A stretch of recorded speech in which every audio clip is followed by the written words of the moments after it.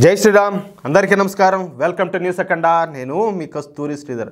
మిత్రులారా మొత్తానికి భారత్ చేసినటువంటి కృషి అయితే ఫలించింది భారత ప్రభుత్వం అనుకున్నదైతే సాధించింది డొనాల్డ్ ట్రంప్ అమెరికా అధ్యక్ష పీఠం ఎక్కగానే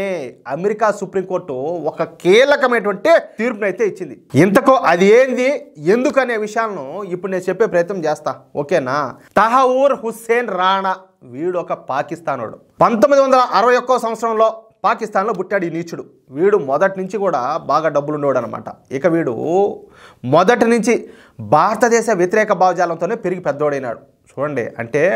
ఒక విష పురుగు పుట్టి పెద్దదైన అనమాట కేవలం భారత మీద ప్రతీకారం తీర్చుకోవాలన్న ఆలోచనతోనే వీడు పాకిస్తాన్ ఆర్మీలో జాయిన్ అయినాడు ఏమంత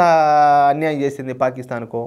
ఈ దేశంలో ఉన్నటువంటి భూభాగాన్ని పాకిస్తాన్ అప్పగించారు ఎప్పుడైతే దేశ విభజన జరిగిందో ఈ దరిద్రులు దేశాన్ని విభజించారో అప్పటి నుంచి కూడా ఈ దేశం మీద కక్ష కట్టి ఈ దేశాన్ని సర్వనాశనం చేయాలని చెప్పేసి ఈ పాకిస్తాన్ వాళ్ళు ప్రయత్నం చేస్తూనే ఉన్నారు అవునా కదా మొదటి నుంచి దేశ విభజన జరిగింది అప్పటి నుంచే స్టార్ట్ చేశాను ఏమైనా అంతగా పాకిస్తాన్కి ఏం ద్రోహం చేశారంటాలే సరే వీడు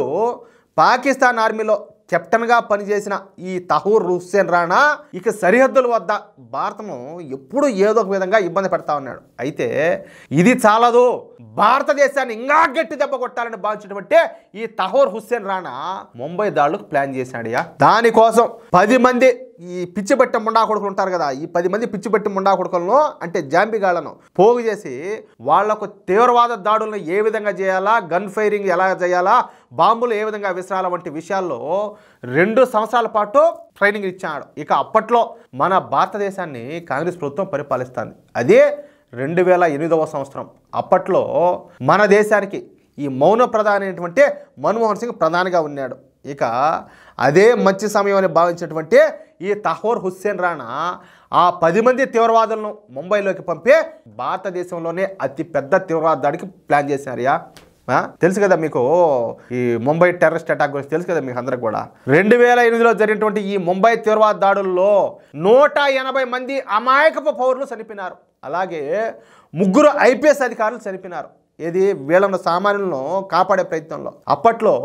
ఈ ఐపీఎస్ అధికారులకు సరైన బుల్లెట్ ప్రూఫ్ జాకెట్లు కూడా ఉండేటి కాదు అర్థం చేసుకోండి అప్పుడు దేశం పరిస్థితి ఎలా ఉంటామని అందుకే ఈ 3 ఐపీఎస్ అధికారులు వీరమరణం పొందారు సరే అప్పుడు ఈ తీవ్రవాదులు చేసినటువంటి హింస విధ్వంసం అంతా ఎంత కాదు ఈ బాంబులు ఇసుతా గ్రెనేడ్లు వేస్తా కాల్పులు జరుపుతా వాళ్ళ ఇష్టారీతిలో దాడులు చేశారు ఈ దాడుల్లో ఇందాక నేను చెప్పినట్టు ఒక 180 మంది సామాన్యులు చనిపోగా 500 మంది ప్రజలు గాయాల పాలైనారు దీని అంతటికే కారణము పాకిస్తాన్కి చెందినటువంటి ఈ తహూర్ హుస్సేన్ రాణా అర్థమైంది కదా మీకు బాగా క్లియర్గా అర్థమవుతుంది కదా తర్వాత ఈ తహూర్ హుస్సేన్ రాణా పాకిస్తాన్ నుంచి కెనడాకు పోయి కెనడా పౌరసత్వాన్ని సంపాదించాడు కెనడా పౌరసత్వాన్ని అడ్డం పెట్టుకొని అమెరికా పౌరసత్వాన్ని కూడా సంపాదించాడు అర్థమవుతుందా ఇక అమెరికా కెనడా పౌరుడిగా చలామణి అవుతా వచ్చాడు అక్కడే వ్యాపారం చేసుకుంటా నివసించసాగినాడు అనమాట అందులో డబ్బులు ఉండేవాడైపోయా ఇంక ఇబ్బంది ఏమన్నది అయినప్పటికీ అప్పటి కాంగ్రెస్ ప్రభుత్వం ఈ తహూర్ హుస్సేన్ రాణాను పెద్దగా పట్టించుకోలే కానీ 2014లో నరేంద్ర మోడీ గారి ప్రభుత్వం వచ్చిన తర్వాత ఇక ఈ తహూర్ హుస్సేన్ రాణా కోసం వేట అయితే మొదలైంది ఈ తహూర్ హుస్సేన్ రాణా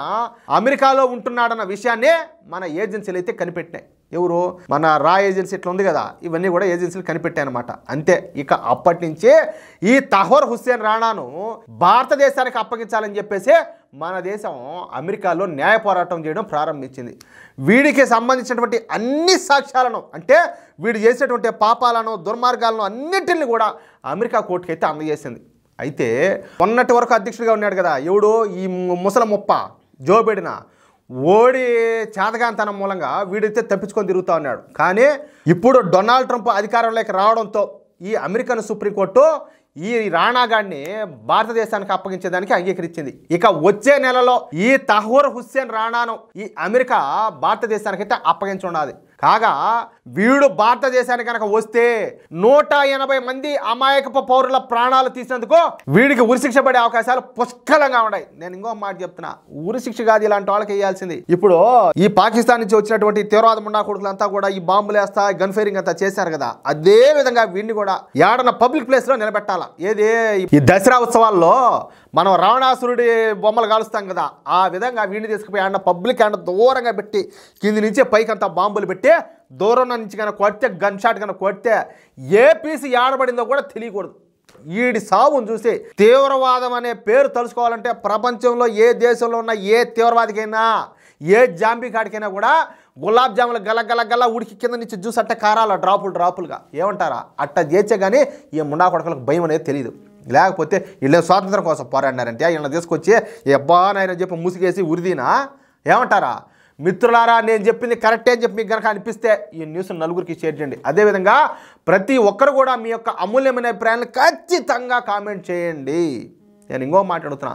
ఇటువంటి మరి ఎన్నో ఇంట్రెస్టింగ్ న్యూస్ ఎప్పటికప్పుడు పొందడం కోసం తప్పనిసరిగా ప్రతి ఒక్కరు కూడా మన ఛానల్ సబ్స్క్రైబ్ చేసుకోండి. ప్లీజ్ సపోర్ట్ చేయండి. మీ సపోర్ట్ మనకి ఎంతో అవసరం. మీలాంటి వాళ్ళు సపోర్ట్ చేస్తేనే మేము ఇంకా బలంగా నిలబడగలుగుతాం. ఇటువంటి మరి ఎన్నో వార్తలను మళ్ళీ మేము ముందుకు తీసుకురాగలుగుతాం. ప్లీజ్ సపోర్ట్ చేయండి. జై శ్రీరామ్.